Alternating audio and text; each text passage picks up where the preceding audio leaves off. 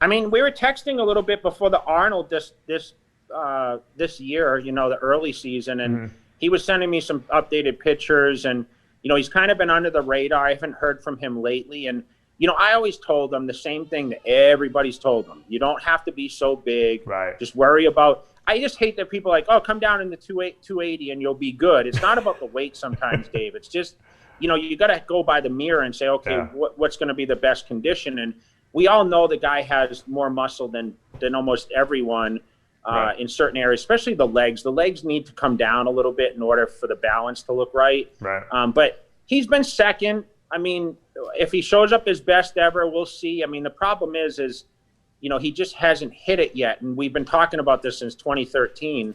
I mean, it's 7 years later, and we're still waiting, right? And 7 coaches later, too. Yeah, so, you know, it's hard as you get older, right? You usually peak into your late 30s, and, you know, there's the rare cases that people go into their 40s and compete. I mean, 20 years ago, it was unheard of that a guy competes at 40 years old. That's the biggest contest in the world, except for the Albert Beckel days or whatever. But that was a few anomalies of that kind of stuff. Yeah.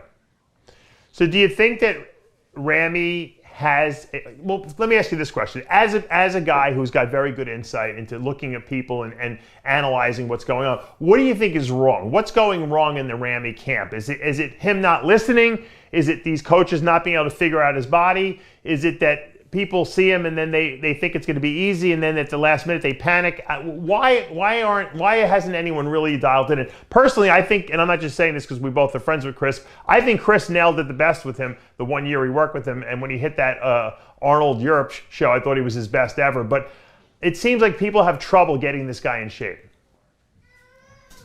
From the outside in, Dave, I'd have to say, and this, I don't know anything about his nutrition, but I would probably say the guy is a genetic wonder where it probably doesn't take a lot of calories for him to be as big as he is. Right. So when you work with someone, you think, okay, the guy's huge. He's 300 pounds. I have to feed him enough for a 300-pound bodybuilder. So if you follow what kind of tools we all use as nutritionists to diet people down, I would think that the guy probably has to basically eat a lot less calories than I ever had to dial down. And I think that's where the confusion is. And, you know, you can put the guy on 3 hours of cardio a day, but maybe that doesn't work. But I see him as like a low carb dieter, which can be a little tricky sometimes because, you know, sometimes the body just fights to take the rest of the body fat off, and it's hard to dial him down. That's my opinion.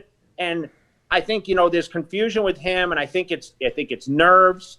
I think he has nerves when he gets up there because there's so much pressure on this guy. Because when you have the name Big Ramy, what are the expectations, right?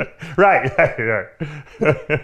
You're right. So, no, it's funny, but it's you're right, 100%. You know.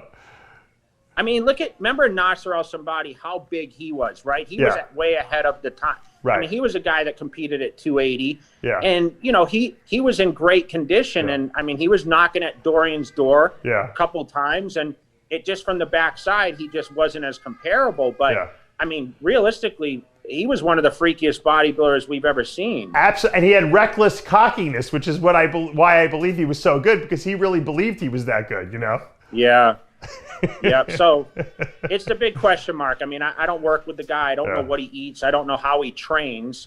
I've seen a few videos, but I just think, you know, sometimes the people around you, you got to kind of solitude yourself and just kind of follow your own path.